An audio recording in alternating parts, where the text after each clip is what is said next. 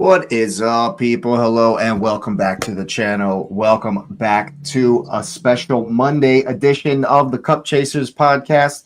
We haven't done one of these on a Monday in a good long while, but as the FA Cup draw has just come out and I'm feeling pretty happy about it, I decided, hey, why not? And of course, my man Nez and Asif are here in the building as well. We're available, so we hopped on. How we doing, gents? Hey man, it's a Monday and it's a good Monday. I'm breathing and I'm walking, so I'm good. Glad to hear it. Yeah, same sort of thing, but very, very cold here. So apart from that, yeah. Is it cold there? Is it still raining? Has it rained every single day since you got back to London? Yeah, basically, yeah, it was 40-something days straight, more or less, and apparently we're in for snow. So, oh yeah, we got our fair share of snow recently as well.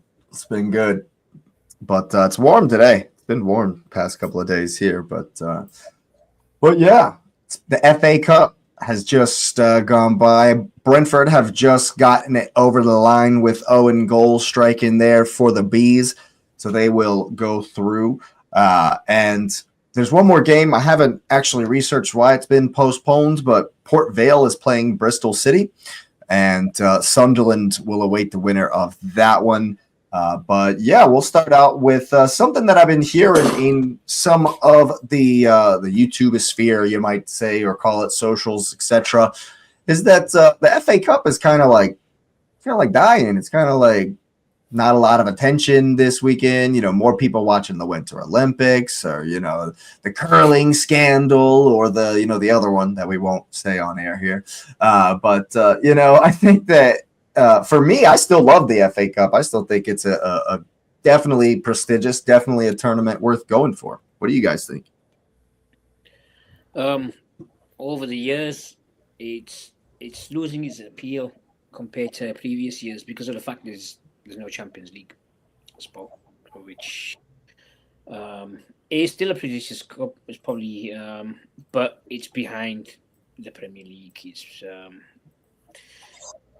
and that's it. People don't view it as seriously as the previous years, in my opinion.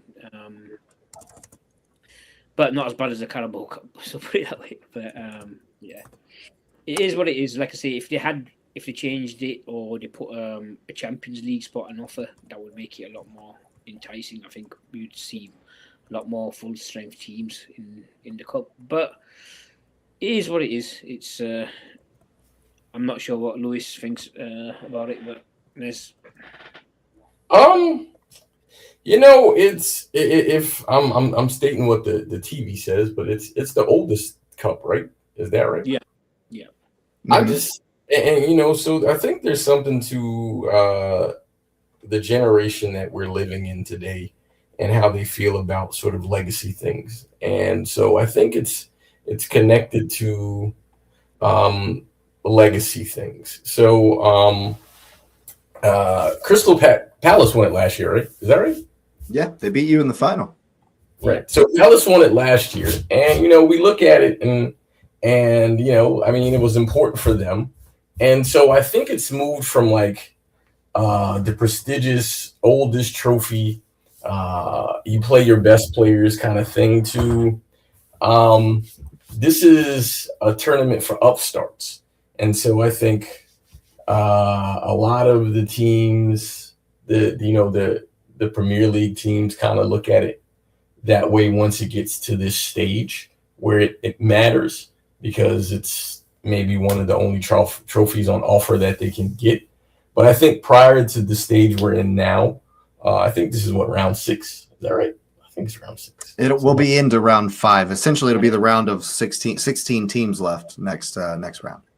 Right. So I think once you get there, I think that's a part of where then people take it seriously, because I think the established clubs in the Premier League assume sort of to move there, and that's where they'll be. And I think it's seen more as an upstart for clubs, because the thing is if you win the FA Cup, obviously you get European football, and I mean, okay, it's Europa League, but like Asif said, it's not Champions League. But I think it's the level of the team that you are, and sort of the hierarchy of what the media narrative is. So like if Spurs were here, I think it would have mattered because of sort of where they are in the hierarchy. But teams that are competing for the title, if they're still in it, then they're looking at it as an additional thing for them to, as they go for the title, like that extra juice to say, okay, we have to play, maybe twice a week somewhere, and it gets us prestige. I'm just happy Man United are not in it anymore. Yeah. I think the prestige is there. I just think it depends on the level of the team. Like, I don't think City would be angry. I mean, City's only won it twice in the Pep era, and I think they would like to win it. But I think where we are now in the stages is, I think, the sort of indicative of how they take it. Because I think once you hit the round of 16, I think everybody then is really looking at it because it's about the sexy matchups. It's about what's on TV. And because everything is on TV, now you have to put quality TV on there to make it matter. We'll show your work. It took you 80 minutes to beat Salford, and now, as you say, you have the sexiest game in the next round. Yeah, that's the one that I think people will watch. I mean, it'll be the 5th time that City plays Newcastle this year, which it is what it is. Poor Newcastle. Newcastle. I mean, we and it's there, so it's not. I don't know what poor them. I mean, they're going through whatever they're going through. But you think about it and you just say, all right, well, teams are taking it seriously, and at this point, so there's always one.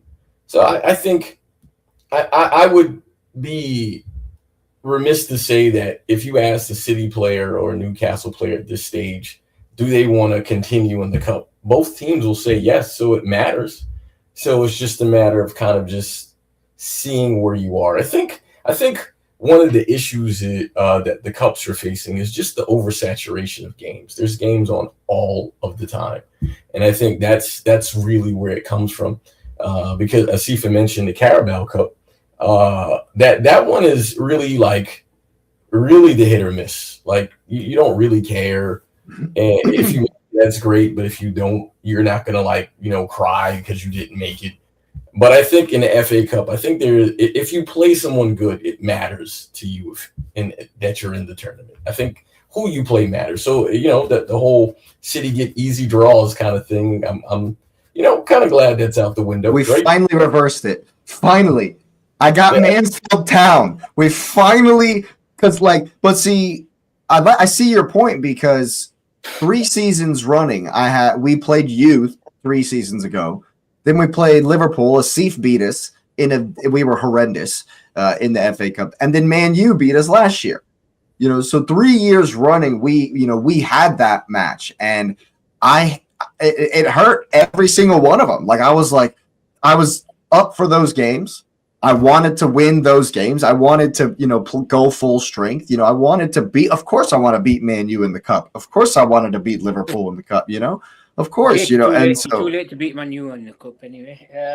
We're playing the Conquerors of the mighty Grimsby Town. So yeah, big up Grimsby and Brighton for that, of course. But yeah, hey, it's definitely as far as going for the league and going for the Champions League, it's obviously, Arsenal will be able to, no disrespect to Mansfield Town, of course, but we're going to rotate in that match, and we should still be able to handle business, of course. At least we will be expected to, no matter who goes out there, of course, And so I think for me, I still love the FA Cup, and obviously as an Arsenal fan, we've won it more than anybody, right? And so some of my best memories since I've been old enough to really, really follow the league is, of course, Aaron Ramsey, in the final, the volley in the final versus, I think that was the Villa game. And then Santi Cazorla with the free kick versus Hull City when we went down 2-0 in 17 minutes and we came back and won that one. Of course, those are massive memories in my Arsenal history, so to speak. And at the moment, of course, yeah, I remember I was very disillusioned kind of at the beginning of Arteta's reign. And so I was happy we won that FA Cup, but I didn't follow that one as closely. I wasn't as in it as I am today. And so, my biggest memories of Arsenal winning trophies is in the FA Cup, and that's why I'm still a huge fan and I want to win this trophy. If you go ahead. No, that was it. Go ahead, Asif. I pulled it up because you guys sent me the information, but I hadn't seen the draw or anything like that. You mentioned City and Newcastle, but Wrexham and Chelsea, I think is going to be a TV game. I feel like that's going to be a TV game of. Sure. It's literally like the Americans, man. It's the American Bowl. Yeah, man, it's the Americans, man. I think there's a game there. Just looking at the draw, and I'm sure we'll talk about it, but yeah, the one that stands out to me most is the Wrexham Chelsea game, and because it's sexy TV, because we know this is being documented, so it's going to be in whatever Ryan Reynolds and I respectfully I can't remember the other dude's name, but McElhenney. Yes. And so, but it's going to be in whatever they're producing for TV. So I think that, and Chelsea will be up for it. Now, it would be an absolute, and I'm not wishing this on them, but just for the TV purposes, right? It'd be amazing if Wrexham won the game. They're at home, they're hosting the game, and if they won, only because I think it's just the TV aspect. The FA Cup probably would love that. I think they would absolutely love that. But we still have West Ham and we still have Leeds in there, and you have to realize they're in a relegation battle. West Ham are going to face Brentford. Brentford will beat West Ham. See, speaking of teams that they might rotate during that time in the FA Cup, which is it's a possibility. I'm not saying they would. I don't know. West Ham might, but I was saying Brentford might make a run, man. Brentford might make a run in this tournament. They are difficult to beat. Especially at home. But they're playing at the Bubbles. It's at the Bubbles. Yeah, well, West Ham are not difficult to beat at the Bubbles. You never know. The Bubbles might get in their eyes and make them scratch it or something. Yeah, perhaps. So the question is, what's going on during the week of March 3rd? Because the March 7th is the FA Cup weekend. Yep. So, yeah. Is the next FA Cup weekend, and so let's look at the schedule here to see. Wait a minute. So hold on, man. See, I know you mentioned the Port Vale Bristol thing. So Port Vale and Bristol play on Tuesday, March the 3rd, and then the winner of that game plays Sunderland on Saturday. Yes, indeed. That's so. This is what you was talking about. There's something going on, right? Yeah, I'm not sure why that game. It was supposed to be tomorrow, but it was postponed. I don't know what happened. I have no clue. Let's see if you say what it was, because I don't know what that is. I'm just having a look now, and I'll let you know. It was postponed because of a waterlogged pitch. Waterlogged pitch. Oh, so just bad grass. But so they weren't allowed to play. So there are Premier League games in the middle of that week before the FA Cup game, before the FA Cup weekend. So there might be some rotation from. I got to go to Brighton. And then that Sunday, then there's a week off after that. But yeah, I'm at the Amex. That's a tough match. So we'll go full strength there, of course. And then of course, we'll play Mansfield Town. So there'll be a rotation. But City won't be rotating. Liverpool will probably go a pretty strong team against Wolves at Molineux. I think so, yeah, because it's away at Molineux as well. I do think so. So this is the time of the year when it starts to get like that. You know what I mean? And this is where you get a lot more injuries, etc., at this time of year as well, as obviously. Yeah, well, and so it's real. So like you were saying, Lewis, the draw has been incredibly fortunate to me, and that's what I'm saying. Not so much to you, because I think you'll have to go strong. Newcastle are going to go full strength. I mean, I'm not worried about that at all. I mean, I think you play all your games to play. Everybody wants to play all the time. The team is deep enough that, as long as people are healthy, that they should be able to. The rotation should be fine. I mean, if we're looking at that week, right, till March 7th, we play Forest on Wednesday. We play at home versus Forest, and then we play West Ham after. And so I think there's a. What is that? What? Come on. You play relegation fodder either side of. Okay, yeah. No, right. but Forest. Hey, man. I've got a new manager again. So, Hey, man. Oh yeah, Forest hired Vito Pereira. I forgot about that. That's so. Yeah, but that's going to be a lot more attacking.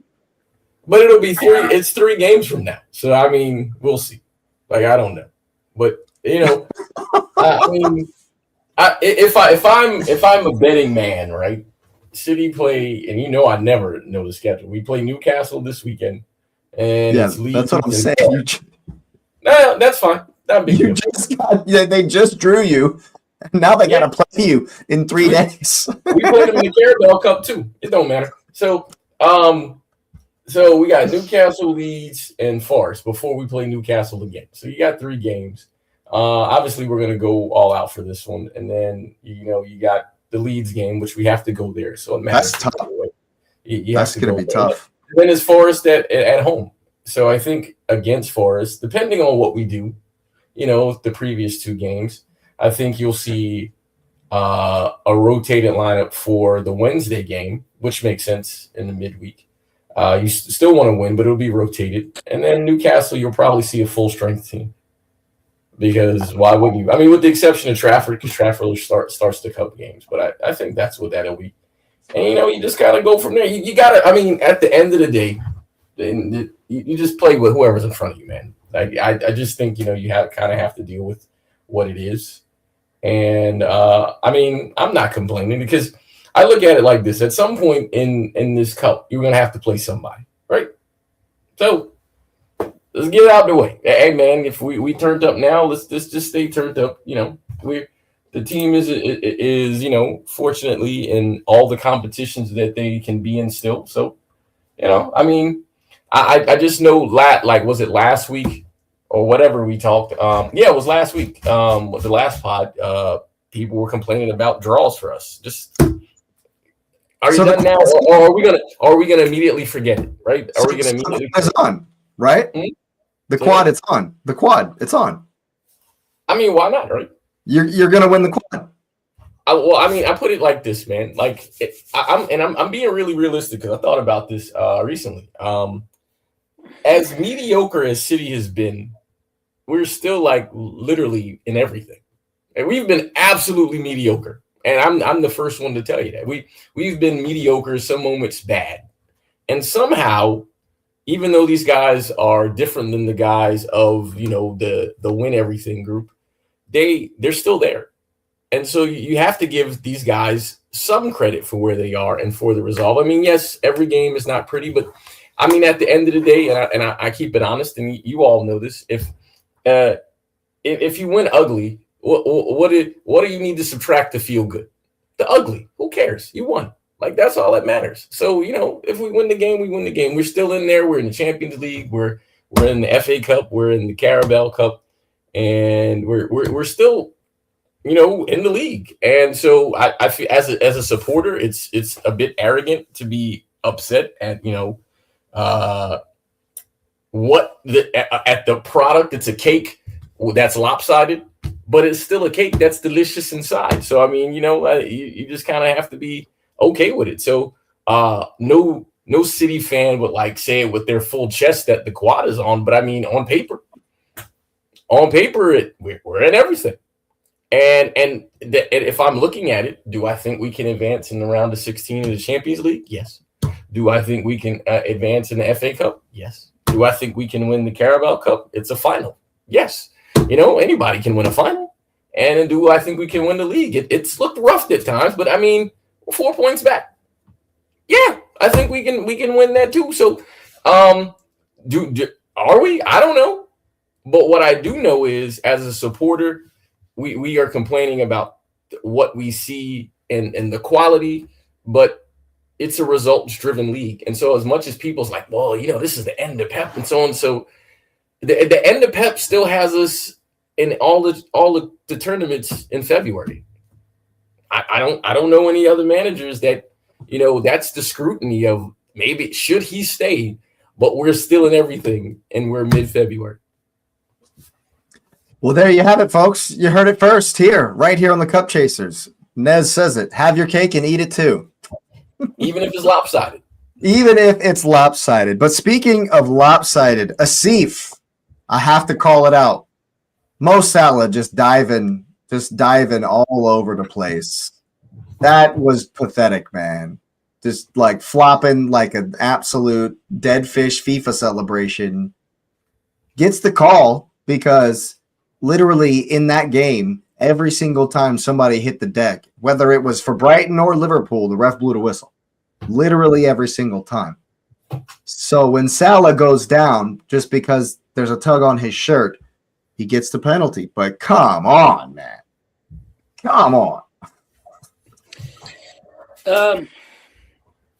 I understand what you mean. I think we were going to win that game anyway, regardless of the penalty or not. But as you know, it happens in the league. It's not like any other team is innocent. With no offense to you guys, but I've seen it on a few occasions with Arsenal as well. Madueke dives every chance he gets. Yeah. So, acknowledged, seen and acknowledged. Yeah. It's just one of those things that, like I say, it's crept into the game. It is what it is. I can't stand there and criticize other players because we do it ourselves. So it's one of those things where if you can get the advantage, why not? So I know it's hell of a penalty. Smashed in the penalty. Hell of a penalty. Yeah, no, I think he needed a goal just for his own confidence since all this has happened to him as well. So hopefully he can kick on from here. I think he had played a better game than he has been playing. So hopefully, like I say, he kicks on from here. Maybe. The touch on the sloppy slide goal was what a goal. Lewis, have you gone back and seen this goal, the second goal for Liverpool versus Brighton? No, I have not seen it. Go do that. That it was a great it was in the FA Cup. In the FA Cup versus Brighton, their second goal was probably goal of the tournament as it stands right now. Unless you talk about the Mansfield free kick to beat Burnley, that might be the goal of the tournament at the moment. But I think with Salah, he's getting linked with a lot of more stories for the Saudi League and because of the situation with Ronaldo as well.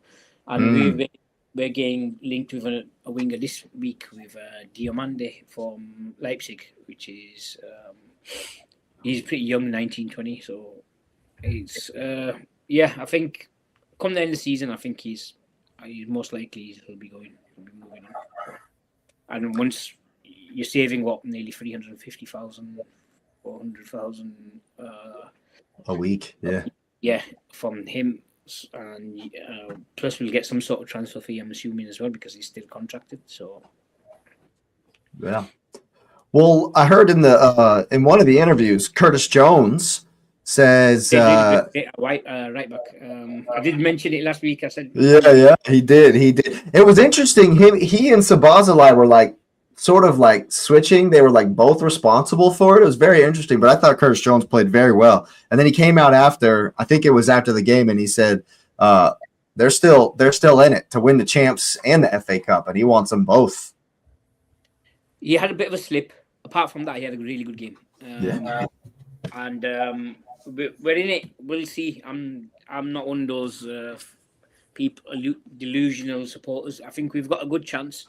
We'll see how it goes. And I just want us to, before everything kicks off again, Champions League wise, etc. I hope we can just kick on in the league, get one of the Champions League places sewn up before we do that, and then we can concentrate on the cups. That's the way I'm seeing it, anyway. I mean, you're at Wolves. You should definitely win that one. No. I mean, as in the league. No, I know. I'm just saying, like at the FA Cup, like you should definitely make it to the quarterfinals, and I think whoever comes out in the Champions League, I think y'all have a good shot of progressing in both. Yes, but we don't have as much chances like you guys to rotate. That's fair. Because Wolves are still a Premier League team, whatever they say on the day. For now. So for now, yeah. On the day away, anything could happen. So it's better to play. If you were going on the more cautious side, at least, yeah. That's my thoughts on it. Fair enough. For me, I thought, first of all, I thought Brighton didn't offer much. I'll say that. But also, Liverpool, in a couple of the games I've watched recently, and especially in the Brighton game, I didn't think you played well, but there are moments where all of them kind of come together and put some quality together at the same time. And and when y'all do that, even though perhaps only one or two were playing well, y'all are able to score some really good goals. And sometimes it's like back to back and then boom, game's over. I've seen that in a couple of games recently. No, yeah, it's finishing wise. I think we're putting away our chances compared to early in the season. So we do go through those spells. It's just the way we're playing at the moment. Like I say, I'm not a Slot fan. And I've said this on multiple occasions. With the squad he's got, we should be doing a lot better than we are now. And yeah, I need to see more from the team though. At the FA Cup, we had Chiesa up front while playing as a false nine, and then it kind of changed when Ekitete came on. So that was interesting for sure. And I think a bit more since we've only got one fit striker basically. I know Isak's on the way back, but who knows when that's going to be? I think it's still a couple of weeks away. So in the meantime, that's soon, really. I didn't expect to see him for the rest of the season. I think a couple of weeks is at least. Yeah, I'm seeing. Good for him. No, that's awesome. That was a horrendous break. That's good. That's very good to hear. Yeah. So I'm thinking at least end of March. Maybe depending on. I'm not including the international break in when I said. Yeah, that's amazing. Good for him. No, that's for sure. We'll see when he gets back up to speed. Yeah. I mean, not good for me and the league, but good for him. We never want people to be out injured, of course. That's never good. But before we move on from the FA Cup, just one last thing, and this might last a bit longer than just 1 minute here. The refereeing was astonishing, was incredible, was phenomenally, horrendously awful in more than in a number of the games. It was the Aston Villa Newcastle game was the most shocking refereeing I think I've ever seen in my life. Like it was up there with some of the worst things I've ever seen ever. And a lot of people are saying this is why we need VAR. And while I agree with that statement, I would also say I think that what happened on Saturday and Sunday at the weekend is a product of having VAR. And the referees have become lazy. Like really lazy. And so, if I get it wrong, we'll just ask VAR and we'll correct it, we'll redo it, and it'll all be good or whatever. How? Like, I know you guys have seen have you seen the replay of the handball that was in the box, and then the free kick was taken 5 yards outside of the box, but No, I didn't see that one. And they're literally 20 yards from the AR, who is the same AR, by the way, who gave the Villa goal when it was miles offsides. Miles. Clearly miles offsides.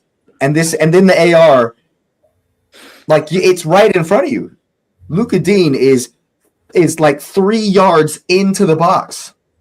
It's because this round they don't use VAR, Jake. No, I know. That's my point. I'm like, Kavanagh, I know the referee he's been relieved of his duties for this. Has he really? Yeah, he's not been invited to referee a game. The weekend, so that's good. Because I know he did make quite a few mistakes in that game. So Luka Dean should have been sent off as well. Like that game, it was astonishing. Like when they gave that free kick in the wrong place and it wasn't a penalty, I was astonished. I literally was speechless. I was like, what? I couldn't believe it. The refereeing decisions in that game were, rookie mistakes. Like you can't even really, defend us. So what do you even say? Like, dude, you're both there, and it's so unbelievably clear that he's in the box, and it should have been a penalty. And that's not even mentioning the fact that they got the red card right for the goalkeeper. And what on this green earth was he doing? What in the world was that the goalkeeper doing? As an aside, he's 50 yards from his goal. They're up 1-0. It's the 46th minute.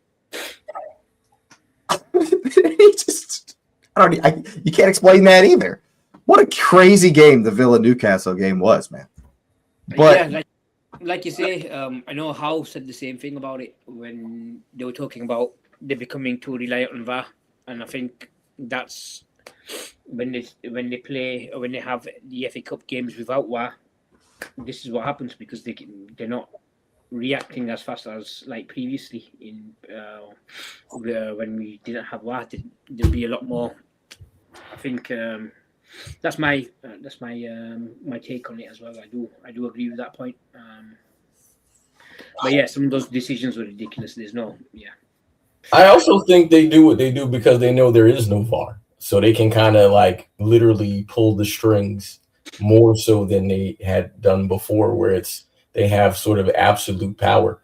And I mean, they do, but this is where there's no recourse. Like, what can you do? Like, you have to live with it. Like the thing I sent you, was that in France, Italy, whatever? That was an Italian game, wasn't it? Or was it a France game? I don't know. I think they were speaking French, but sure, it was on the main continent, and the guy gets a red card for nothing. Whoever snapped. What's up, Snap Meme? How you doing? Yeah, that one was. It was ridiculous. And the thing is, if there was VAR, like the guys were all shocked, and then the other guys were playing it up, and everybody knew. And and it's funny because the commentary on that is that the ref knew he was wrong, but he couldn't go back because he felt like he would then lose his credibility. No, you have more credibility if you correct your call. I've never seen, but I think that's an issue with power that exists across a spectrum of everything, is that people think if you show any humanness to your actions, if you are in a position of power, that then people see that as a chink and will take advantage of it, and they'll just flood through the gates of that chink of you've made a mistake. So he says, oh, I made a mistake. It wasn't a red, it was a yellow. And then all of a sudden now people are going to complain for the rest of the match that everything wasn't a red, it was a yellow. And then maybe people toe the line. But this is where you immediately go, and if it's a red, you give a red. And then it's different. You can say I was wrong there, I'm right here. And then they'll say, well, how do you know the difference?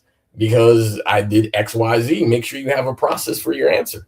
But a lot of times referees do not want to answer to people. They think that their answer is the answer, and there's nothing else there. I mean, think about VAR. And to your point, I agree that VAR kind of makes some referees lazy. But then you think about that City game where the guy didn't call the penalty because I forget, he said something like the handball was something, whatever it was. I don't care. The Wolves one? I think you're talking about the Wolves one. I mean, City won the game, so it doesn't matter. But and VAR told him that it should have been a penalty. He was like, no, I'm calling that. But hey, man, like stand on that. Like, even though he was a new ref, and just I prefer you stand on it in sort of that kind of situation, because there was a system and there was a communication, instead of just like being wrong and just being wrong and go, okay, this guy was wrong. And I know it's sort of contrary to my point, but the point is, make your decision. And if you have made an error and he felt like he didn't make an error, then you go with it, right? You correct it, because I mean, there's things on the line. This is where you start getting questions about the honesty of the game and you know, referees influencing games. I mean, I would beg the question, because I know I sent y'all some FA Cup, World Cup stuff. It begs the question about like the integrity of the referees who will be officiating in the World Cup. Like, I don't know if they've selected who are going to be the referees. I know they'll pick people from all over the world, but I think we have to start getting these guys right, because I think that's what really should be out there. Hey, you're auditioning for the World Cup. At least I think they are, right? And so use that as the carrot, right? Because this, like, and the funny thing is the FA Cup doesn't get VAR until the round of 16. Is that right? I think it has to do with the fact that like Grimsby doesn't have the money to have VAR. And so because it's like Bristol City or Port Vale, I don't think it will in the round of 16. It might not have VAR till Wembley, till the semifinal. Just because not all stadiums in the tournament can have VAR because they can't afford it. Oh, fair enough. I mean, that seems silly, because if you're going to hold, now this is going to go back to if FA Cup is relevant. Well, if you're the oldest tournament and you want to claim to be the most prestigious, once you hit the round of 16 where the rubber hits the road, maybe you fork out the money to make sure people, you know, can do it. Because what is it? Because that's the next round, right? Am I correct in that? The round 16? Yeah, that's this round we're in. Yeah, we're about to be in. But realistically, you know, just looking at the teams in the round of 16, it should be all either championship or Premier League teams at that point. So it's not, though. It's not. Mansfield Town is League One. No, but I'm saying the next round, right?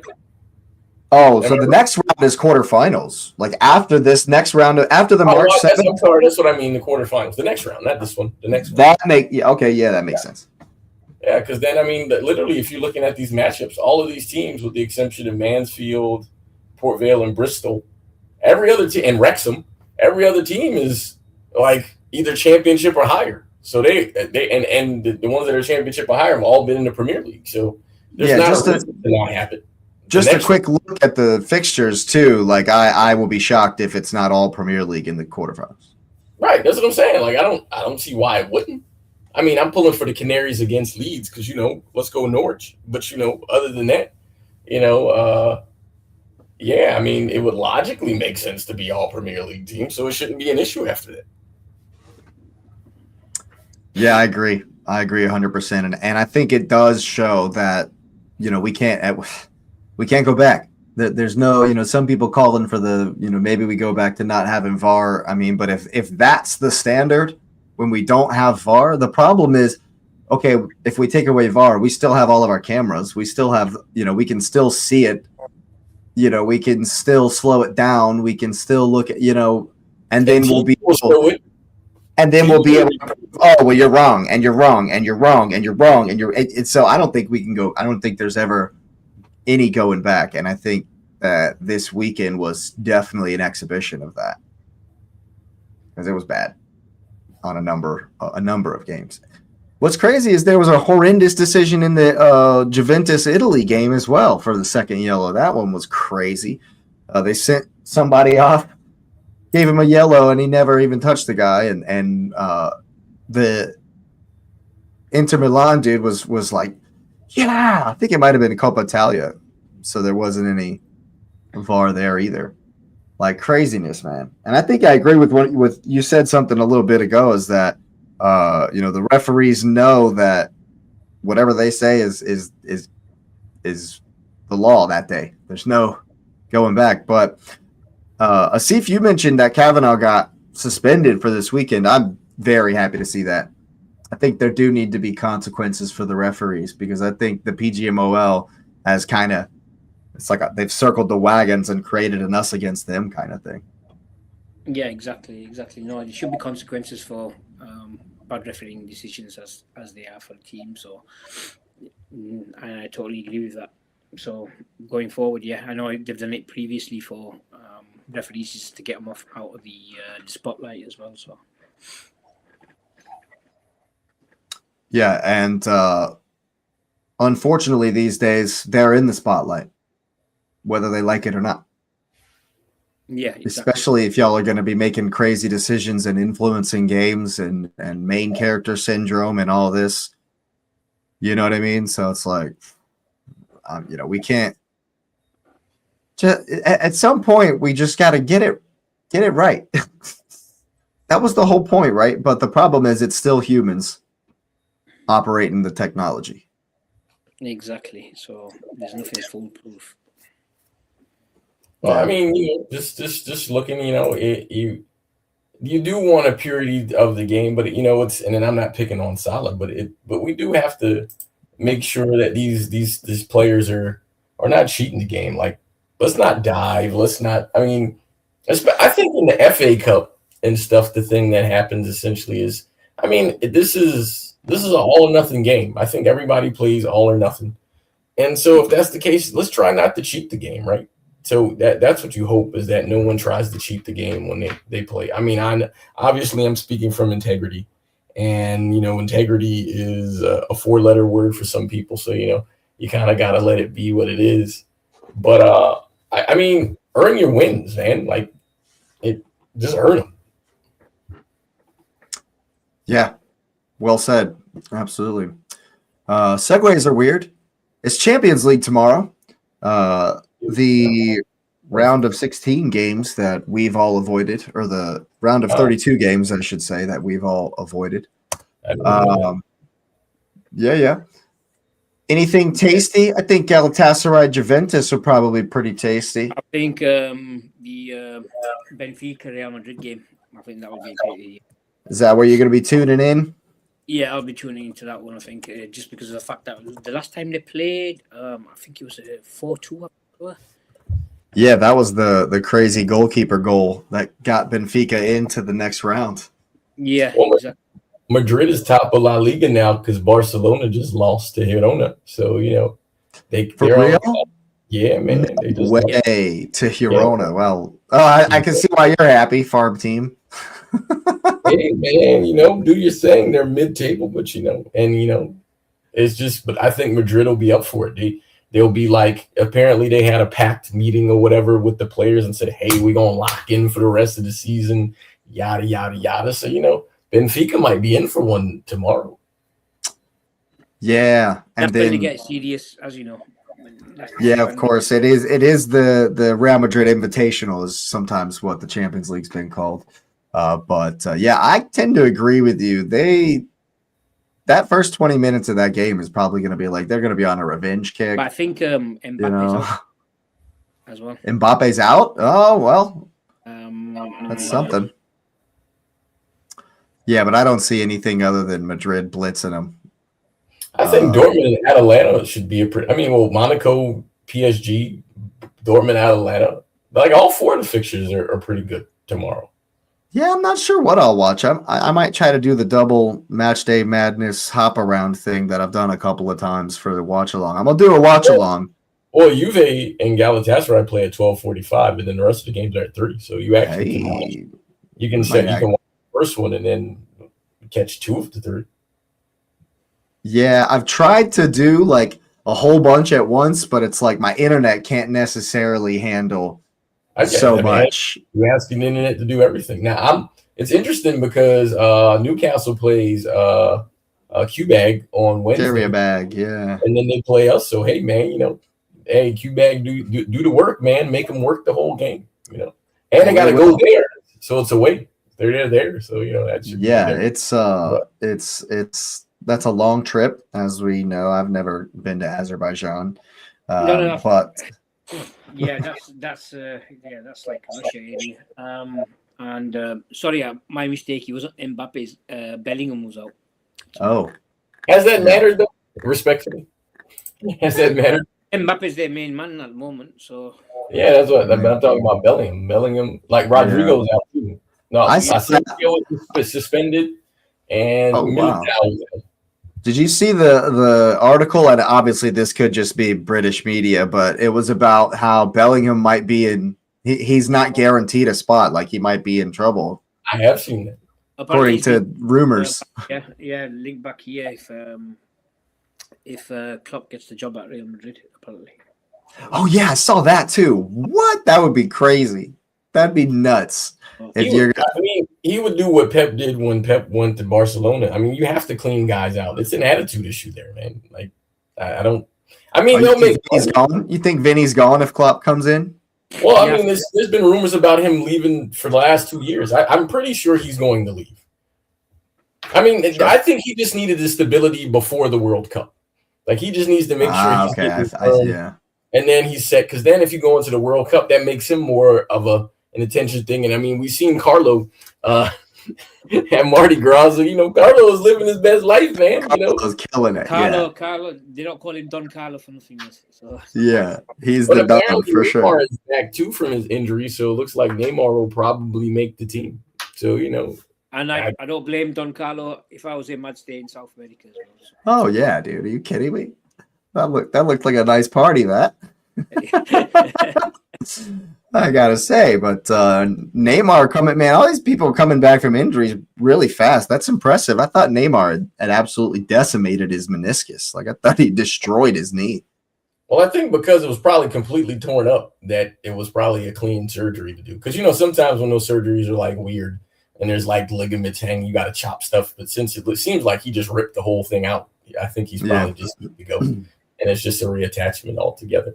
But yeah, man, there's a lot of stuff. But I mean, the players to come back, especially before the World Cup, to prove their fitness. And yeah. Well, those friendlies are coming up next month, man. Yeah, absolutely are.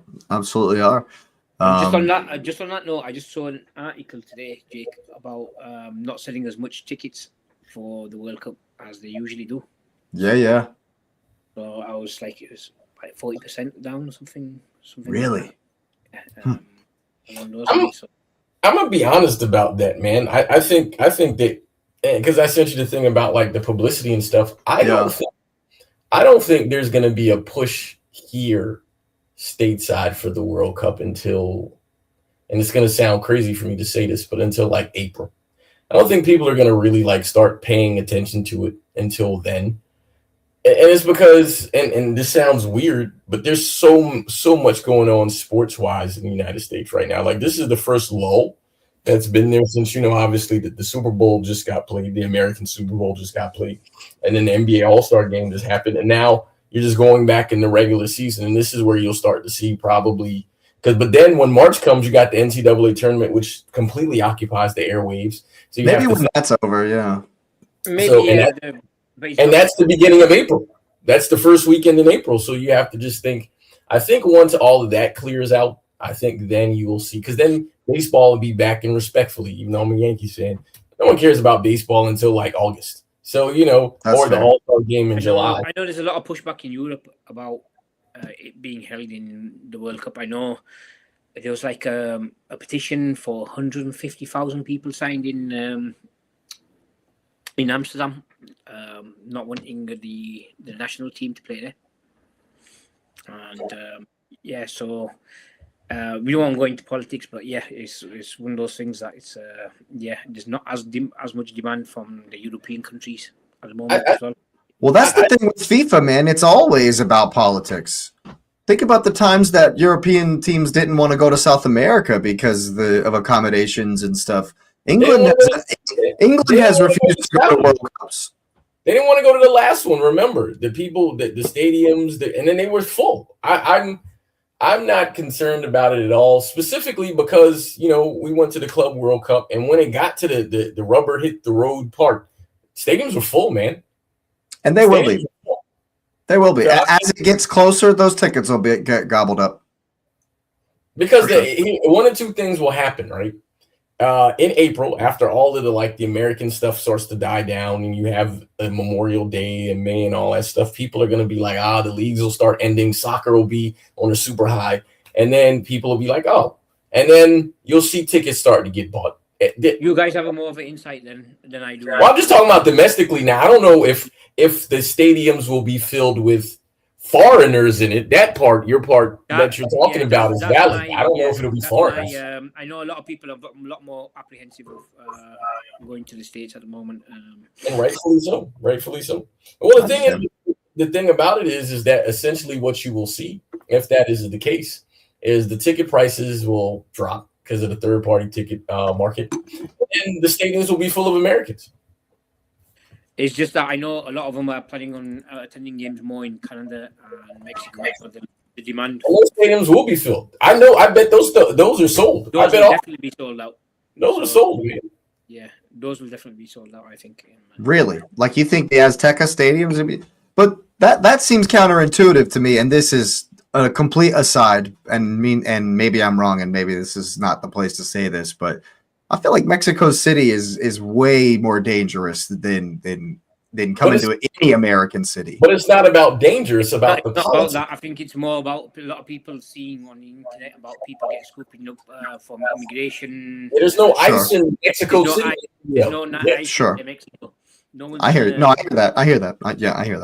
Hey man, me and Asif can consistently go to Colombia, and you hear all kind of crazy stuff. And if someone said, "Hey, Louis, I got a ticket for you to go to Colombia tomorrow," I'd go. Like there's zero fear. It's You fair enough. I'm not worried about ice. But you're I hear that. And if traveling is so that's a totally different thing. So. I mean, if that's the worry, you have to respect people for not wanting to travel here, But I agree. I think domestically, I think Americans will buy the tickets as it gets closer. There's nothing to do in the summer here. No one's going to watch baseball here. They're going to the World Cup, man. Yeah, like that. They're going. Absolutely. And just to kind of bring it back around, I think the Bodo Glimt Inter Milan game will be interesting to see how Inter do up at the North Pole. I know Man City's favorite team. But yeah, Atletico Madrid too. Like don't hate all the way across. You got to get all the teams. Bodo Glimt, and then Club Brugge against Atletico Madrid. Club Brugge have been doing pretty good actually. Madrid just smashed Barcelona 4-0. They should do work.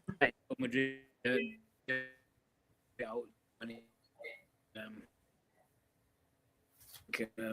am I freezing or is he? I think he's freezing. Yeah. Well, once he comes back, we'll help him organize to repeat what he said. But absolutely. It's the set. It's funny because on paper, the second day, you back and say that what you said again. You were frozen. Oh, well, I'm frozen. I do apologize. The match for the Italian match, for example, I think that would be a bit more of the Dortmund against Atlanta. I think that would be an exciting match. I think there's going to be a lot of. I think we can see some upsets in this round, just because of the fact that Benfica are playing at home against Real Madrid. There's a few games where I can see upsets coming. If anyone knows how to play against PSG, for example, it's Monaco who play. It's Monaco, yeah. Galatasaray against Juventus. That's one that I can see. I could see maybe that could go either way. Yeah, go either way as well. So I do think we'll see some shocks in this round.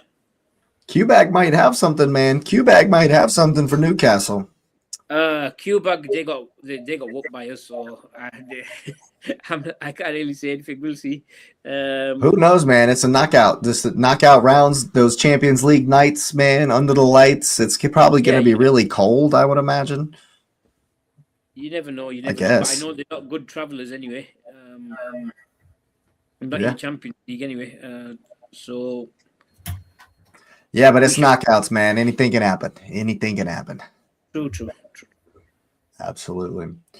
Yeah, well, just want to round it off with the discussion here with one last thing. There is another game taking place on Wednesday of very, very high importance because the Carabao Cup final is taking place on a Premier League weekend. We are playing our game from that weekend on Wednesday versus Wolves at Molineux. And we just right out the rip, it's a must win. Like for me, gotta win no matter what you do, no matter who you play, whatever the combo is, who's injured, doesn't matter. Like, gotta win this game and go back up 7 points. Yes, City will have that game in hand for a long time because their opponent, Crystal Palace, is playing Conference League this week. And so obviously cannot play or whoever. Yeah, I think it's Palace. I think so.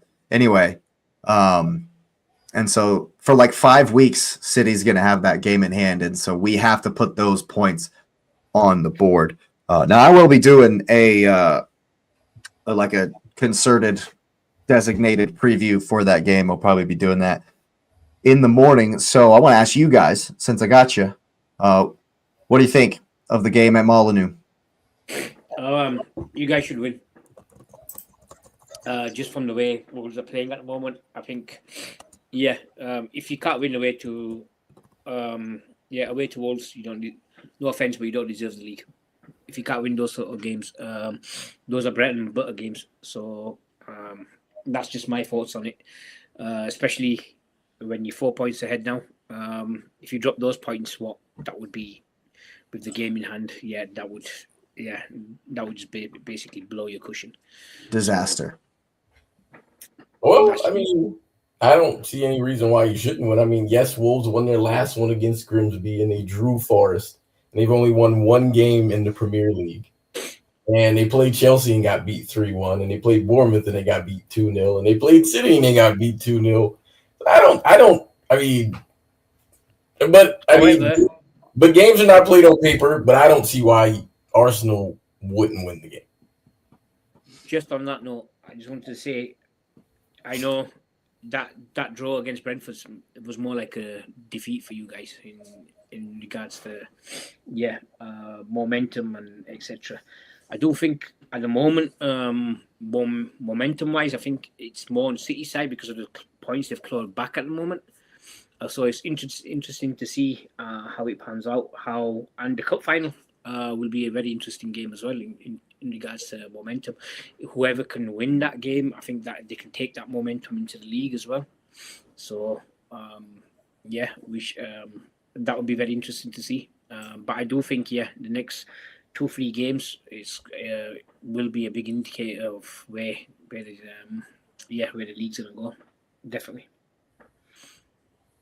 I agree. For me, the next 3 league games are Wolves, Spurs, Chelsea, and we gotta win them. Gotta win all 3 of those. I definitely think that if we get to the Carabao Cup final, and we still have a 7-point lead, and we win, I think that's so big. You know, the mentality of we just beat you in a final, and you've only got a handful of 7 games, I think, at that point or so to claw back, or maybe even less, to claw back that gap. And I think that is the international break right after that. It's at the end of March. Yeah, so it's the game is March 22nd, the Carabao Cup final, and then it's the break. Yeah, but you got to realize even after the Carabao Cup, the second match after that is guys City again. Yeah, it's City at home against Arsenal. So whoever wins that, I agree. Whoever wins the Carabao Cup, I think it just is so big. It's so massive. I agree, but then I'm also adding the caveat that finals are very different, and you again, there's enough of games where injury comes into play, because even with the games that we have, was 3 or 4 before the cup final, then you have international break, which every manager hates, and you have no idea what's coming there. And so, and for City's team and for Arsenal's team and for Villa, because I'm not counting them out because they're in the top 3, they're sending 90% of their team, all of them, yeah, to the internationals, and these players are going to play. Like, they're going to play for real because you're auditioning to play in the summer now. So everybody's playing for real. So as much as I want to agree, because the international break is literally directly after, they don't even get to celebrate. They're going to play the game and get on the plane. And that's what's going to happen. And then they have to go train to go play wherever. For example, that's like after every international break, though. It's lottery. It's like a lottery who's going to come back fit, basically. Well, that's the point I'm saying. So I don't know how much momentum that takes, because let's use this scenario. Say, for example, City wins the League Cup, right? They win the League Cup and then they send all their guys out, and then Ruben Diaz gets hurt or Rodri gets hurt during the international break. Does that momentum really carry over? Because I'm going to say Rodri's playing at the moment, Nez, might not make much of a difference. Well, let's go with Haaland. Let's go with Shirky, right? A couple guys. Like, I don't. The international. If there was no international break after that, I would 1,000% co-sign that. But there's enough of watching it and knowing, because most times we don't really care about international break, but this one really matters because this is the one where you're. There's 2 more. There's this one and the one right before the World Cup. That's it. That's all you got. So every one of these guys are on 10 when they get to wherever they're going. And a lot of them are not even playing home. For example, France and Colombia is playing in DC. So these guys are going to different places around the world. So they're not even playing their games in their nations, a lot of them. So now you have additional travel, and you're going to be on foreign surfaces, and then you're literally, the pressure is, I got to show up because I got 2 games right here. This is the one. This is it. Yeah. The legal mark, because I want to play in the summer. I think if this was a regular year where there wasn't a World Cup, I wouldn't worry about the international break, because then the guys can be like, oh, I'm hurt, right? Because they faked injury before. No guy is faking injury before these not on this one. None of them are. They're all going to play. There's some players that could literally fake it and they still be on the plane. Yes. Yeah, but also there's fringe like, for example, here for Kane, if he faked an injury, that would be personally fine.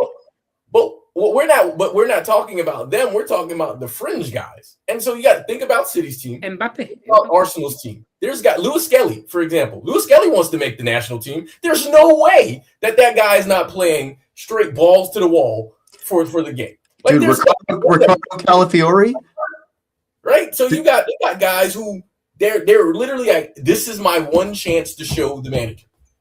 Yo,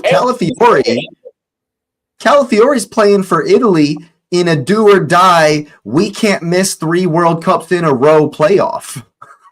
There are guys that are playing to be like, hey, I got it. And so speaking of teams haven't made it. And Gyökeres has to. Sweden haven't made it yet, dude. There's guys that play for, and that's not even accounting, because I was just talking about friendlies, but then you brought the level higher, because there's guys who's trying to make it, and in Europe,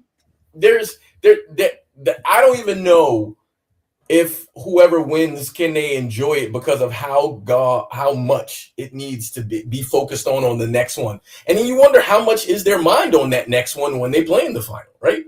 Because they're human. Yes, you want to win the final, but then we have the narrative of, is the Carabao Cup big or what? That, because you already got that. People are undermining that cup, so that matters. So I'm 90% there with you, but because of what's following immediately after, I don't know how much impact it's going to have, because you have guys who are going to put it all on the line within a week of that game. That's actually a fantastic point, and I haven't thought about that. Yeah. What's carrying? What does that say? The game is gone. What does that mean? What's up, Kieran? He's a Newcastle fan, and so He knows what. Earlier, we were discussing how absolutely horrendous that game was, Kieran. It was the officiating in his game versus Aston Villa. No. Hey, man, they won. Yeah, because the goalkeeper went on a walkabout, an absolute madness. Like it was fantastic. That was crazy.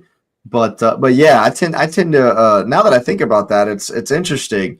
The mentality that'll be surrounding the game itself, and I think for Arsenal,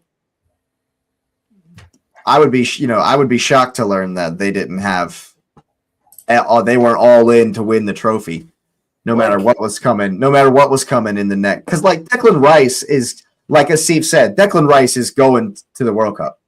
Yeah. No matter what he does in these upcoming friendlies. Yeah.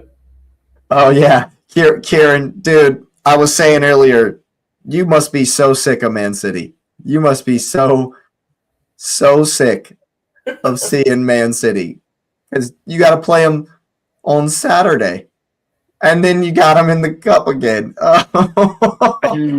I'm sorry, I don't mean to laugh. That's not funny. I was just reading an article today about how their win percentage goes down without Guimaraes. And it's really actually quite terrible without Guimaraes. So the other players need to step up for them. Walter Mede, for example. They need to play Voltemata. He doesn't even start that much. It's crazy. I've done the watch along for like 4 of the last 5 or 6 games for Newcastle, and they don't even start Voltemata. These him like Anthony Gordon. Then it's Voltemata. He just went off the boil. He had that good run of form, and then he started. He started hot. Yeah, absolutely. So we'll see. But it's that's something to take note of, Kieran. Well, let me throw this at you, because I decided to look. So the World Cup qualification UEFA semifinals, as well as the South American one, or the I think it's CONCACAF. So it's the 26th, Thursday the 26th. So you got 16 teams here: Denmark, Macedonia, Czechia, Ireland, Poland, Albania, Slovakia, Ukraine, Sweden, Wales, Bosnia Herzegovina. There's teams that have like 1 or 2 guys that are like, hey man, we play in a big league. That's a whole tournament. It's the semifinal. It's like literally a tournament to get in. How many slots are left? And there's like 16 teams? Yeah, they've opened it up on the is that right? Yeah. So there's 4 spots left, and you have 4 teams going for each spot? That's got to be what it is. If you call it if it's called a semifinal, that's got to be it. Yeah. Playoffs. Yeah, man. But I mean, this is like legit a real thing where guys are going. They've got some pretty strong teams. Turkey are still. Turkey are still in it. Yeah. Right, so there are guys. Ireland, no offense to Northern Ireland, Jake, but Italy should. Hey, you watch your mouth. But the thing is, even then, these guys are playing for something. Oh yeah, going for it. Because Ukraine against Sweden, that's Victor Gyökeres is going to be as hard as he can go. Yeah, at it for sure. Turkey, Romania, which is they've got a border next to each other, so that's. Wow. I mean, not border. Sorry, my mistake. But they're not too far from each other. So Turkey, there'll be some. They'll be going for it. There won't be any. Macedonia, Denmark. No offense to North Macedonia, but I think Denmark should be beating them.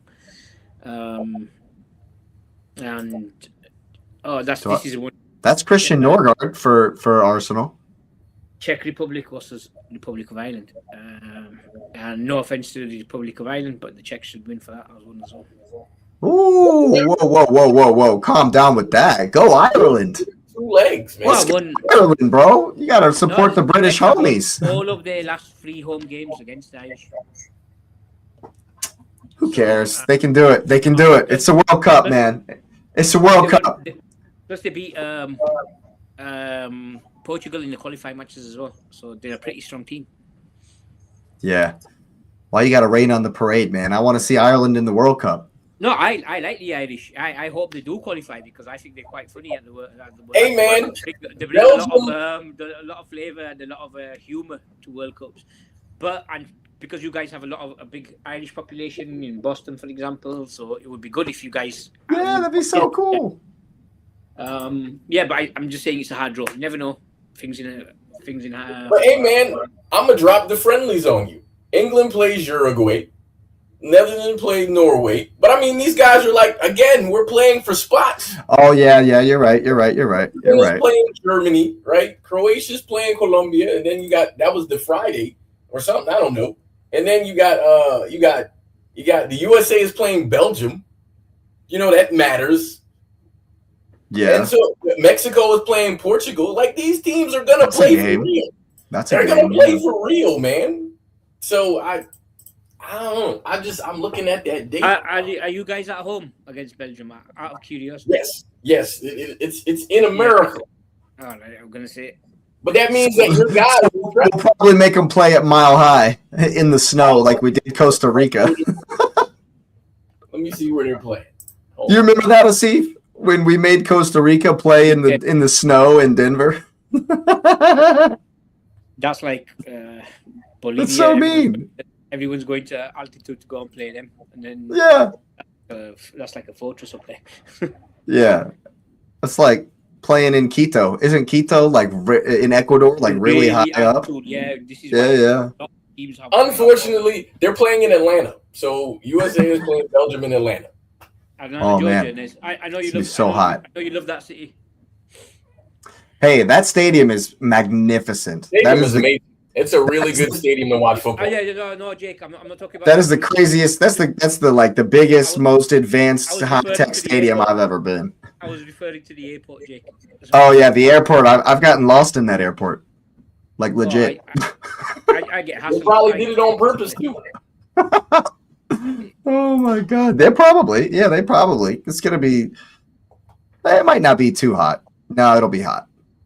To the Belgians, it'll be hot. And I mean, hey man, you know, you got the Portuguese playing at the Azteca. You know, that's hot. That's gonna be That'll be a good game though. That'll be fun. That'll draw a big crowd. Yeah. But these are all happening right after that final. Like people are taking the game seriously, man. I believe it. So I see your point. And for me, I think that just amps up the pressure on all of it. To me, you know. Yeah. I want to throw what I just saw as I was randomly looking at that because since we're talking about what Americans do, Todd Boehly has said this to about a Premier League All-Star game. And it says, ultimately, I hope the Premier League takes a little bit of a lesson from American. I got to start over because I laughed just reading it. So ultimately, I hope the Premier League takes a little bit of a lesson from American sports and really starts to figure out why don't we do a tournament with the bottom 4 sports teams? Why isn't there an all-star game? Sir, first of all, stop it. Stop it. That's first. Second, you don't do a bottom 4 sports teams because this is not the championship for promotion. So let's not do that. We don't reward not goodness. I was being nice with my words. And second, the reason you don't do an all-star game, Todd Boehly, is yes, Chelsea has 475 players, but you know what other teams have? Probably 23. And they don't want their 23 stars that they pay for billions of pounds to go play for some rando that runs them around, and then they get cleated or studded, and then they're done for the season. And you can send mercenaries over there to do those things. Hey, man. Hey, Declan Rice is looking kind of good. Hey, Moises, get that dude. Right, yo, what are you talking about? That sounds stupid. Right. Just that gets on my nerves because of the fact that a lot of the owners now in the Premier League are American and they're trying to Americanize the game, which is, no offense, it pisses me off. Sorry, but the fact that I agree 100%, and I agree that it's dumb 100%. You're not gonna make me mad. Wage constraints on them. People can't now come salary caps. Yeah. New investors with this PSR coming in. You can't invert, put your own money into a club. They have to. They can only spend as much as their income. That's basically stopping another Man City coming up. Or like that's what basically has stopped Newcastle, because if not, Newcastle have been spending. Yeah, because they could just spend at will. Yeah, and the only good money is legacy money. Exactly, that's what they're trying to do. Hey, and this will just tie it in a great knot. I did a short on this. The only way to make the best way, I should say, to make money in this game is to win. Winning makes money. More than Chelsea's model of selling people, more than Boehly's imagination of more games and more tickets and more stars and more, yay, London Cowboys. Yeah, whatever, guys. Like, you know. But the funny thing is that Boehly is saying this, and, you know, again, I'm an American, but I've had the opportunity to live and be in other places. American all-star events are struggling for ratings because the players don't want to take them seriously. The NBA All-Star game just finally had a decent one, but for years they're like, hey, man, these guys are not trying. Why are they not trying? It's the middle of the season, and they don't want to get hurt before they make a run for the playoffs. The NFL didn't stop doing it. Why? Because, hey, man, if I get a concussion, I can miss all of next season. And baseball is the only one where they play, but that's because baseball is a different kind of contact sport, so there's no thing. Hockey, like these guys have, okay, I get a bonus, but is the bonus worth the bag that I'm going to lose because I can't play next year? It's or not. The year after that, yeah. Or altering your career permanently. But then the events are not worth it because they're all gimmicks. Like you're doing gimmicky things to, like, who can make a penalty after spinning on a bat? Hey, look, man, if you want to do stuff like that, why don't you just have a charity event? Because somebody said this, and I thought this. Go see the Harlem Globetrotters. Wait, there's that, yes, but somebody said this, and I really agree with this, and I didn't realize this because I'm an adult now. Do you know those all-star games are for children? They're like, if we think about it prospectively, when you were a kid and they had any kind of all-star thing, it was different than a regular game because the athletes were more accessible because they weren't on TV all the time, and this is the one that they could broadcast to everybody, and only the stars were there. And so when kids are watching it, you have those exhibition things of like make a free throw or do this thing because you want kids to watch it. And why do you want kids to watch it? To get attached to the player. So then now the rest of the season, that kid is watching a player. We watch a fulfillion games every week. Kids can see it. They play FIFA. They play video games. There's no need to oversaturate it. No kid is looking. Kids already got the jerseys. They don't need nothing for a messy jersey. Remember when we went to the MLS All-Star game? Remember what they did the first night? And it was absolutely awful. We were there because, hey, man, your team was there. We're going to watch a team. We're trying to, get in close. But again, think about that event that we went to. It wasn't a good event. Kai Havertz. I don't think I've forgiven Kai Havertz for being shit in that whatever drill they were doing. But think about it. It wasn't a good event. No one wants to see an all-star game. What it is the fact that their policies are going to basically mess with the magic of the FA Cup, for example, or the relegation. How we do it in this country is we have teams like Leeds who can on the day they can beat anyone, yeah. And that's going to ruin the competitiveness. And this is what I'm not like. They're trying to make the relegation. They're trying to change the relegation how we do it over here, and that's what's really getting on my nerves. The fact that then the lower teams will not be able to compete against the big six. It's going to make it less competitive. We're going to have our league is not going to be as we have now because it could be then for the fact that only maybe 4 or 5 teams could win, and then everyone else is. Well, we've known each other, but like, if you heard my rant I went on for FFP, that's all FFP was. That's all that was. It was the big red cartel saying, hey, man, we don't want other people. Like, how do you grow the game? I understand you don't want dirty players. I'm not going to say that they're wrong for that. But there's a funny fear that happens from the big six. If you are that good, why are you worried about somebody else coming in? Exactly. Why are you worried about it? Why is your academy not good? Because the thing is, so people talk about City, and that's why I said, hey, you don't want people to cheat. But City has one of the best academies in the world. And like three or four of their academy players are on the team, the starting team, right? And I mean, you can't expect all of them to go there because that's not realistic. But you can, if three of them are like starters, right, and they're making their national team, sounds like the academy is pretty good. And then the academy is sending guys to other places starting. So what's the problem? Like, hey man, if you invest in the growth of your product from the root, and then you let it grow up, yes. Are you going to sell some of those guys to get a big name guy? Of course, because some managers want to win now. And I have no problem with that. But let's be honest about it, right? You know, we got to look at it and say, well, one thing, because you mentioned American rules.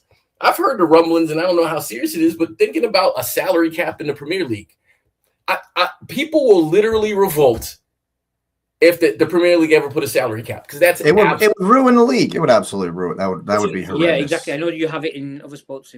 It's in all of the American sports. It's in every American sport. Yeah. Yeah, but I know they floated that proposal before, and no. Yeah. I'm shocked Boehly didn't say that, because the thing about it is, this is not to knock like Arsenal, but like, for example, Arsenal's owner is a very successful NBA and NFL owner. They work with a salary cap. You think they're gonna fight that? If that salary cap thing showed up, they would be like, yeah, they would love it. They would love that. They would eat that up. Because then they could be cheap again and keep all the extra money for themselves. Exactly. That's why it gets on my nerves when they make these sort of stupid proposals up north. But they shouldn't try to Americanize soccer over here. I'm all for foreign investment as long as it's but you have to respect the history, the tradition. Even though, like, because foreign investment, I know we touched on it a little bit last time. So, but I mean, some of the English owners don't want any foreigners to do anything in the game, right? And I mean, again, this is a world game. Imagine you recognizing that you have the biggest league in the world, because that's what it's advertised as, and you say, but one of the owners of the biggest teams in the biggest team league in the world says, yeah, I don't really want foreigners here. No, that's that's Man United. That's the whole. You think every time you get quarterback being an absolute disgrace. That guy's basically, he's telling. So when he said that, that's basically half his team. Most of his team are immigrants. So, and the fact that he's a tax exile who lives in Monaco, who doesn't even pay tax anyway, and he's trying to tell us, you don't even live in this, most of your time is lived in Monaco, so why are you trying to lecture us in the UK how to, about when you're basically, but I know the answer to that. I know the answer to that, because the answer to that is these billionaires believe that the world revolves around them, and they say, well, I own the biggest club in the world. And because I own the biggest club in the world, the tourism that England gets, specifically the city of Manchester, is connected to what I own. And so I'm important. So you can't make me mad. But, sir, that existed before you. Football, and that's one thing that I give. I don't see it a ton in the United States because of the way the ownership things works. But in England, when it comes to football clubs, and it doesn't matter what level they are, those supporters are 10 toes down. This football club belongs to the city. That it's the city. You don't own it. You might sign checks, but if you go away, we will make sure this club it functions. No. The thing is, Nez, when he made that apology, that was such a fake apology. Oh, for sure, it was fake. Did you see the actual lettering of his apology? It's awful. He was like, "Oh, I'm sorry you guys got offended." Yeah, basically. That's what he said. I'm sorry, people in England and Europe were offended by my choice of words. And I just thought you hypocritical. Yeah. But quite apart from like, if we can just put to the side that was a very racist thing to say, just put that to the side for a second. Objectively speaking, why would anybody at the top of any organization go say something so dumb about publicly about the people that work for you? Because he don't value them. But because we already know. But just what I'm saying is, just from like a business standpoint, you're supposed to be bringing United back to, and what did he say? What he even made comments about, we're bringing United back to whatever they used to be, etc., and all this, But and he's then making comments about immigrants. But the you're an fact that, idiot. yeah, You're literally an idiot, and you thought that people hated you before. His immigrant players at Man United probably pay more tax than he does.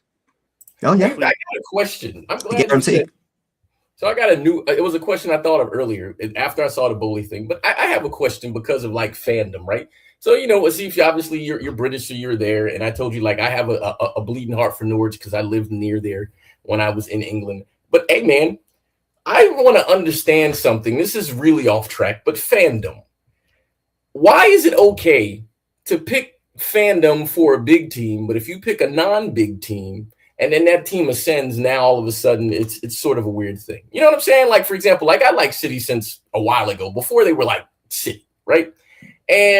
But the whole time I've been there, people was like, oh, well, it's plastic, because they don't call City fans plastic anymore. Now it moved from plastic to whatever they call them now. They're not. We don't exist, right? We're not real.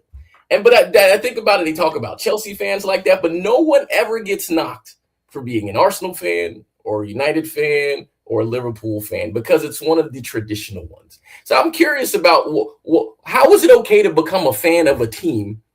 Because if you're, I'll answer this one. You can have one. When I'm out and about, for example, or if I'm in London, for example, or how come you support Liverpool? They won't say the fact that I was born here, for example. So my dad used to take me to games when I was younger, or nothing like that. Oh, how come you live in Yorkshire? Why are you supporting? But they don't understand the connection that I have. But other people will be like, yeah, they always think you should support your local team first. A lot of people have that sort of mentality, and then other ones where the traditional big teams, they'll support one of them, and then they'll support the local team as well. So it's that normal. It's normally in those one of those two groups, and then there's a third group which are very rare. They'll just support the local team, and but those are very hard to come by sort of people. So yeah, that's basically in the UK when it comes to stuff like that. Well, do you think that's like exclusive to English culture? I mean, because when I look at the teams that I support in American sports, like I would go to the local. It would be like the team was called the Charleston Battery, right? Lewis, it was the USL. You know what that is. Yeah. But Asif, that would be like League One or League Two. Kind of is their level, and they were very close to my house. I could drive there in 10 minutes. And so I went and I supported that team, but I also support, and for example, in the NFL, I've always supported the Carolina Panthers. I'm from Charlotte, I've lived in North Carolina a lot, for the first 12 years of my life. And now I'm living here again now, so that's the closest team to me, and for example, my stepdad likes baseball. He's an Atlanta Braves fan, just because we lived close to Atlanta, and that was the closest team, But I think one thing that's different about about football, and especially about the English Premier League, is that it's got such a global audience, And so when I was choosing a team in England, it had nothing to do with geography for me, And I think there's a lot of fans. And like you said, it kind of had a little bit of geography for you because you were close to the Liverpool and you could go to those games. I think that there are different kinds of, ways you can enter into fandom. And personally, for me, what's it matter? I think all of them are fine, And so if you live in Yorkshire and people there are like, oh, you shouldn't be supporting Liverpool, you should be supporting whoever's closer or whatever, I say to hell with them. Yeah, exactly. That's everyone's personal choice. I know a lot. I've met Nigerian fans who are Arsenal supporters. I've met whoever, if they want to support whichever team, that's their decision. I don't make any judgments on them. But yeah, we do have this so more tribalistic mentality here in the UK with that kind of thing. Yeah, it is what it is. Just, but I think it's gradually turning away from there, slowly but surely. Not as much as it is when I was So younger. should it be okay for people to be glory hunters, right? Like, I mean, there's people who just move from team to team because they're winning, right? And I mean, is that wrong? That's a different thing. Is if you go from team to team, and then you're saying, oh yeah, one season I support Manchester City, oh I support Liverpool now because they won the league last season. That's a totally different thing.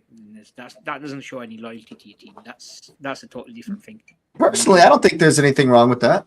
I also don't think that if you are that type of person that you should expect people to look down upon that. But I personally, like, whatever, do your thing, you know. But also there are the people that follow players. A lot of people were Barcelona fans until Messi left. And then Messi went to Paris, and now they're Paris fans. No, I understand that. Like, who was an Al Nassr fan? Who was an Al Nassr fan before Ronaldo? No, I totally understand that. I understand the player supporters, but I don't understand me personally. I just put one team for after a while another team. For me, that shows just basically a lack of loyalty. That's me personally, because as I mentioned previously, it goes through cycles. Everyone, there'll be a cycle of dominance for Manchester United before. Now we're going through a period of dominance for Manchester City. It is what it is. But yeah, if you show loyalty, I think that shows a lot more character as well. Now, and all of that led up to the fact, because this is why the question came in my head: why are people Spurs fans? I'm being honest. They won something last year. I'm curious on why people. It came in my head, so I had to. I did a roundabout way to get to that. I live in the north, and I don't normally meet Spurs fans, so I can't really tell you. I think most Spurs fans are normally based in London, because I never see people walking around in a Spurs shirt over here. I do. I see people in Spurs shirts. It's very confusing. A lot of people like them because they're in London. All right, because most of them, if they did that in Leeds or in another place in the north or in like Manchester, you probably get the bird, and you know. London has 14,000 teams. So yeah, it is what it is. You went through 14,000 teams and you chose Spurs. I don't know how they got to them, and I don't know who would support them, but they don't deserve their fans, like, objectively speaking, because obviously I don't care at all, but their fans don't deserve what that board is doing, what they're doing to them. Back in the day, I used to like watching them when they had Klinsmann, and he used to go and do his dive and that kind of stuff. Klinsmann, man, I can't stand Jurgen Klinsmann. But yes. No one really likes Tottenham. Yeah, no. You want to talk about a grudge. You want to talk about holding a grudge. Jurgen Klinsmann didn't take Landon Donovan to the 2014 World Cup, and I'll never forgive him. So do you think England will feel that way if Jude Bellingham is left out because another German, I'm just going with Germans. Another German left Jude Bellingham out. No, there's no way. If he did, he'd probably get sacked. Just put it that way. He gets sacked before the tournament. There's no way. Wait a minute. Jude Bellingham. Before we close out. So if, say, he leaves Jude out and then it comes home. Then it comes home. That would be forgiven. That's all that matters, yeah. But if you do leave Jude out and you don't win, hell to pay. Yeah, that's head on. That is your head on a pike at Buckingham Palace. It's a results-driven game. So if he made that big call and he rolled the dice and he actually won, that would be a totally different thing. Wow, great manager, blah blah blah. But if not, Tuchel would disappear into Whitehall and never ever emerge. Yeah, I think he still would get a job. I think he's super popular. But I just, the only reason I asked that question, they would disappear him. Yeah, no, he'd never be welcome back on these shows if he ever did. He wouldn't be able to come back to England. Even if he's justified in leaving him out. No, that's what I'm saying. If he doesn't win the tournament and leaves him out, Yeah. if he wins it, then he wins it, and it all What is if he doesn't forgiven. play him? What if he doesn't play him in the tournament, but he's on the team? Well, then the British media will have a field day. Even then, they still kill it. They still kill him. They'll have an absolute field day. So he has to take Jude. Yeah. I think so, yeah. Jude, Kane. No, we're not talking about Kane. Kane is like, we already wrote his name down. The untouchables. Those Rice. three are untouchables. Declan Rice. Kane, Bellingham, Saka, Rice. 4 of them. I don't know, man. Saka's been injury hit, and he's had a poor I season. think he'll still be on the plane, Jake. Pickford is going. He's our best. Oh, Jordan Pickford for sure. He's a lock. He's going. So It's kind of like Nick Pope and Aaron Ramsdale might be like they're battling at Newcastle for the number 1, and they're battling for the England number 2. Yeah. I don't know. I mean, my man Trafford is saying, "Hey, I'm gonna take a chance here." I think he'll make the team. I think he'll be the third keeper. I think he'll Nice. make the team. I think Pope's a superior number 2 personally. Sure. Yeah. I think Trafford will be the third one, but I think he'll make the team. Well, there you go. Yeah. On that note, I think we'll end it right there. It's definitely been a good one. Some FA Cup stuff. Definitely looking forward to the next games coming up in just a couple of weeks. And, of course, we got Champions League tomorrow. We'll be locked in with a watch-along. Arsenal playing on Wednesday. Locked in with a watch-along, of course. So make sure you smash up the likes on your way out. Certainly appreciate you being here. Subscribe to the channel if you are new. It would be an honor and a pleasure to welcome you to the community. Of course, hype it up if you got any of those left. And make sure you got that notification bell on so you know when we're live once again. As I said, I appreciate you being here, and we'll see us next time.